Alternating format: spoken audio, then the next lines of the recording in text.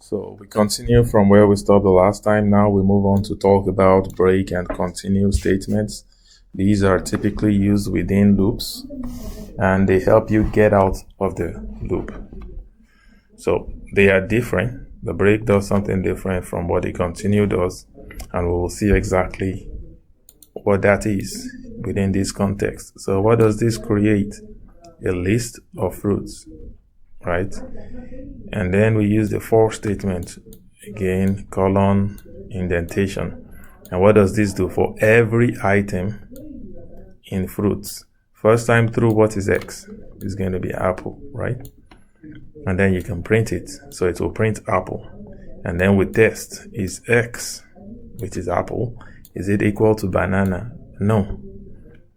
Again, colon, then you indent relative to where the if started from, right? So one more indentation level. So apple is not equal to banana, so it doesn't execute the break statement. And then there is nothing else in the for loop. So it goes ahead and grabs the second item. X is now kiwi. It prints kiwi. Is kiwi equal to banana? No, nothing happens. It goes to the next item, which is banana. Prints banana. Is banana equal to banana? Yes. And then it breaks. And what does break do? It gets out of the for loop. So it doesn't pick out the other items left in the list.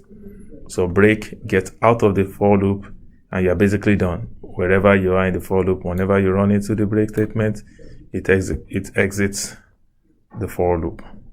If there were other commands below this, it doesn't execute them. It just gets out of the for loop. How about continue? Same kind of setup, right? Here, X is apple. Is apple equal to banana? No. So it doesn't execute this, right? It prints X instead. It prints apple. And then you grab the next one, kiwi. Is kiwi equal banana? No. It comes in here and prints kiwi. And then you get to banana. X is now banana, the third time through the for loop. And this is true. And so it goes within the indentation and executes continue. And what does continue do? It basically makes the code ignore whatever is left in the for loop. So this print statement is not part of the if statement, but it's within the for loop. How do I know that? Indentation. So it's indented within the for loop. So because it continues, this line will not be executed. So continue just means wherever you see the continue statement, ignore what is left in the loop, right? And then pick the next item. So it won't print banana. It just moves ahead and circles to cherry.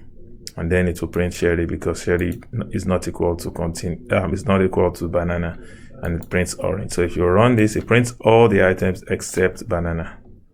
That's what you see here.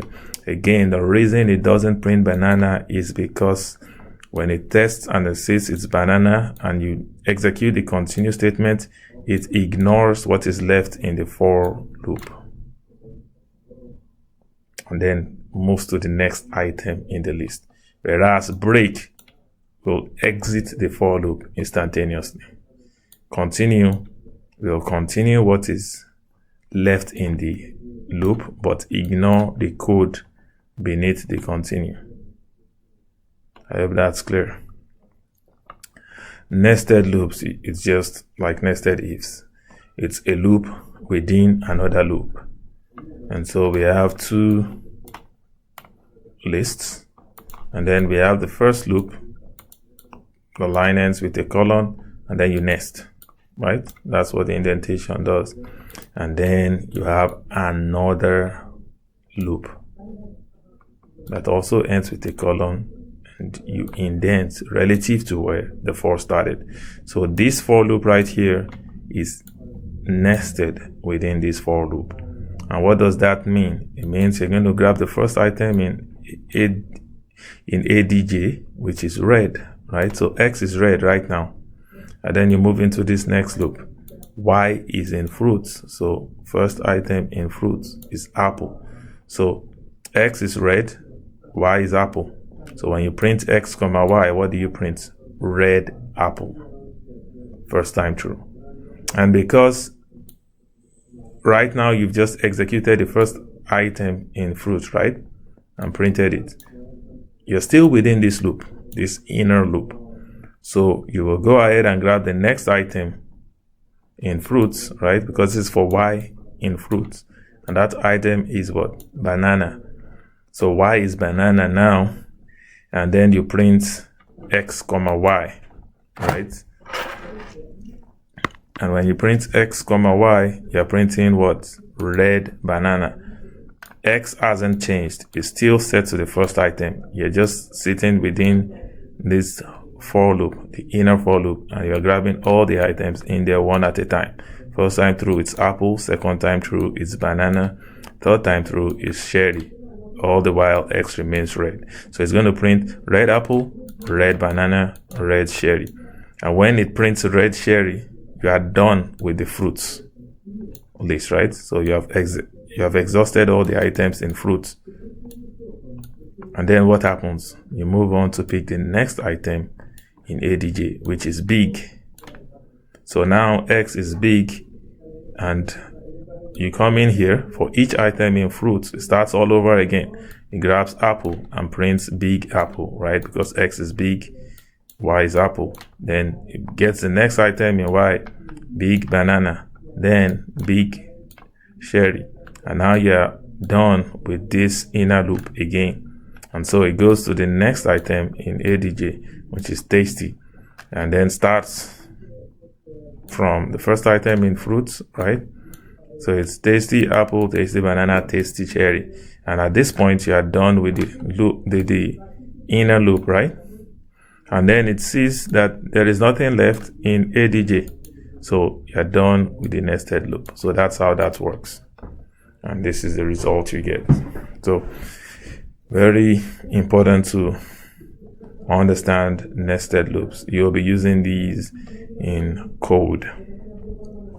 There is something called list comprehension in Python, and it's a very succinct way of getting a lot accomplished. And remember, at the beginning of the course, we said Python was concise, and that's what we're demonstrating with list comprehension right here. So I have a list of integers, and then I'm setting this list comprehension into square. So what does this mean? We'll start with the for x in my list, right? That looks like the beginning of your for statement. So for every item in your list, do what? Get the power, raise it to a power of 2. And then raise each item. So basically this list comprehension says raise each item in my list to the power of 2 and store it in square. So first item in my list is 2. 2 raised to the power 2 is 4. That will be the first item in square. Next item is 5. 5 raised to the power 2 is what? 25. And so on. And then 81. So you will have 4, 25, 81, 1 stored as a list in square. And we'll execute this. So square is 4, 25, 81, 1. So you could have achieved this with a for loop, right? It will be, let's actually do it. So you can see that many of the things you do in a loop, you can do with for loop. So if you want to do this, you will do exactly what you have before. I will actually copy it so it's very clear that this is how your for loop starts, right? And because you all are paying attention, you realize I need to put a colon, right? And then what next? Indentation. And you can indent with tab or let Python do it for you, but make sure it indents it. And now it's indented, and I can say square. I'm not going to write the complete code at index, but I. And then I will be a variable that I'll make to start at 0, so that it starts from the first item. I will say I equals 0, right? And then x raised to power 2. Is that the end of the for loop? If you stop the for loop here, I will remain 0, and you keep storing each item within 0. So this code will not achieve what I want to achieve with this list comprehension. So you need to store each item. After storing 2 squared, right, in the first index, the next time you want to store 5 squared in the second index. So I needs to be shifted forward, right? And so you will need I equals I plus 1. And I already explained that this is exactly equivalent to this, except that this runs faster. So this is the correct way to do it. And obviously you would have had to declare or initialize square, right? You can make square an empty list. Here I can do this in a lazy way and do this. So it stores exactly what was in the list into square and then overwrites it systematically this way. And these will give you exactly the same results. So I'm going to do this twice. So basically, these, how many lines of code is this? 1, 2, 3, 4, 6 lines of code is equivalent to these 2 lines of code. Precisely, these 5 lines equals this 1 line. And you can prove that by running it, and you see you get exactly the same result. Very important.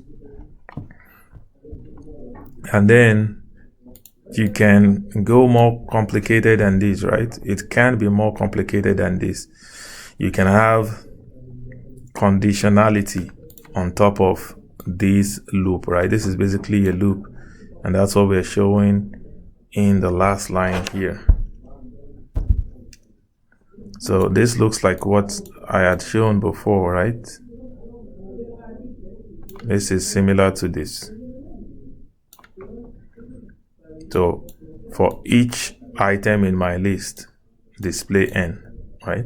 And then you will store it in large. But that's not all.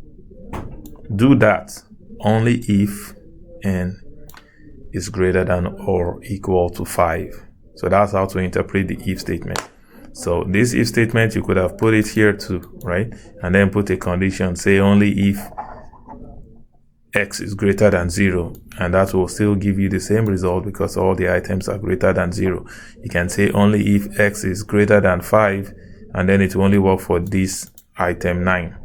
So that's what's going on here. So without this condition, it will basically store everything in my list into large because you didn't do anything with the n. You didn't raise it to a power, you didn't change it. So here I'm saying only if n is greater than or equal to 5, and that's just 5 and 9. So this code will store 5 and 9 here.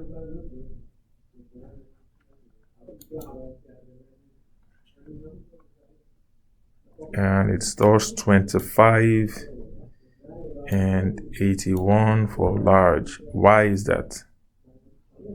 N for n in my list. Because I changed my list. Wow, this is an interesting question I could have set. And then it requires some more thinking. Can you guys see why this is 25 and 81? We were expecting 5 and 9, right? Why? We can figure this out. And I'll stop this video here so that you can have enough time to figure it out. And then I'll start with this in the next video. But this result is correct based on the expected Python behavior for this code.